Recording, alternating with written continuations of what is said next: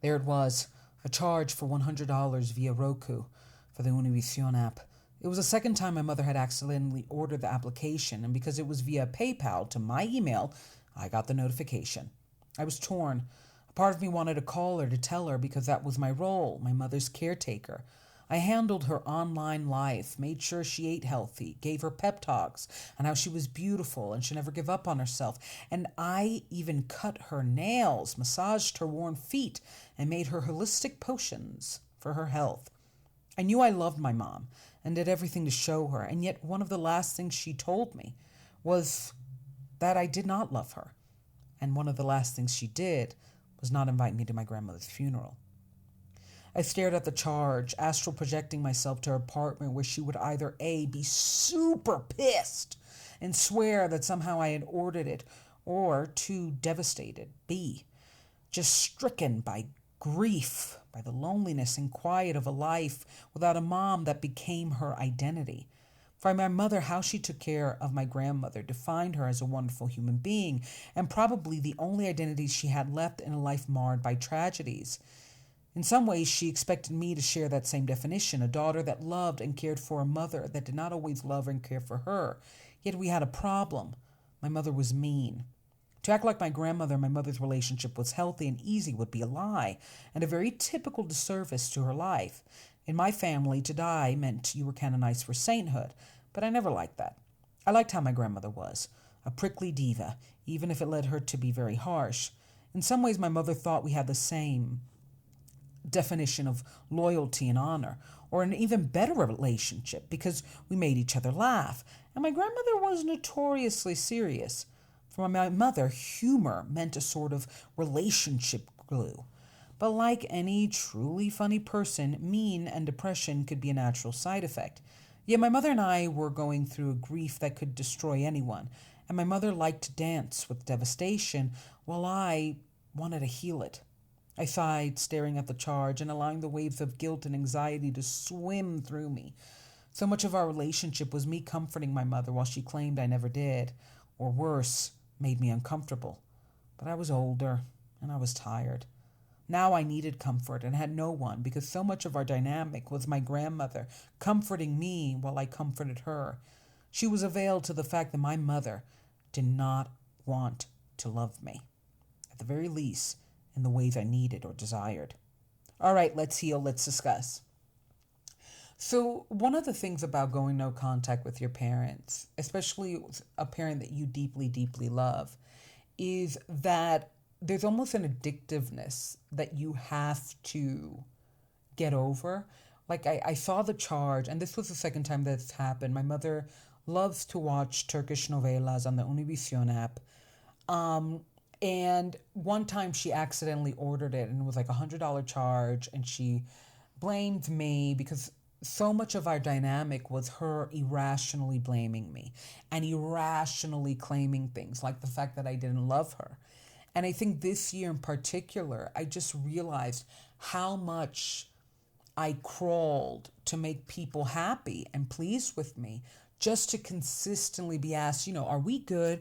Do you like me? It's this weird narcissistic emptiness that people carry, and they just don't want to change it or see it, in part because they don't have to. There will be a version of Harding that will fall for a narcissist and kind of live their life or live a few years just crawling and people pleasing until they're dried out. I mean, it's what happened to me. And when my mother didn't invite me to the funeral, there was just too much damage, too many lies, too much cruelty. She even says she called me, and when you block a number, their blocked messages go in a folder. And I looked and there were no calls. And it just made me so freaking upset. It made me upset because my mother used my grandmother's passing to punish me for not talking to her. When I warned her for years, this is inevitable unless you start treating me better. And when I saw that charge, I just replayed, the two basic scenarios that would always come about, which is my mother's super angry. She's going to say I bought something and somehow it landed on her card, or she's going to say I should have taught her how to use the app, even though I tried. Like, there's going to be so many reasons why this is my fault. And something that could be resolved so easily will have to involve a lot of tension. Or the flip side, enjoy the app. I mean, you watch it enough, right? Um, but I think it was also this awareness of we were both going through an immeasurable grief. Like, my grandmother's passing has been unbearable. And how my mother treated me has been like, I can't go back to sleep. I can't go back. I can't message her about her ordering the Univision app because it feels like she turned my grandmother's funeral into her own prom reunion. She invited everybody, even people that stopped talking to her, and not me. I didn't even know. Even her coworkers knew of my grandmother's passing before me. And mind you, she has a right to talk to people and invite who she wants. But she isolated me, and she isolated me viciously and intentionally. And so much of our relationship was her screwing me over or landing me in a horrible situation and acting like I deserved it, or she tried her best, or somehow we were both making mistakes. And it's how she treated my dad. She defended my dad over me. She defends friends over me. And near the end of our relationship, things just became so petty and specific. Like, where is this Univision app charge? The last few years were particularly cruel because it was just her constantly angry and yelling and then getting petty about little things, emails, how I said hi. And I just found myself erasing. And when I saw that charge, there was a part of me that kind of awakened in the sense of I really was my mother's parent. I really raised her. Like, she made me the mother she always wanted. Because in truth, my grandmother had trauma too, and her mother had trauma.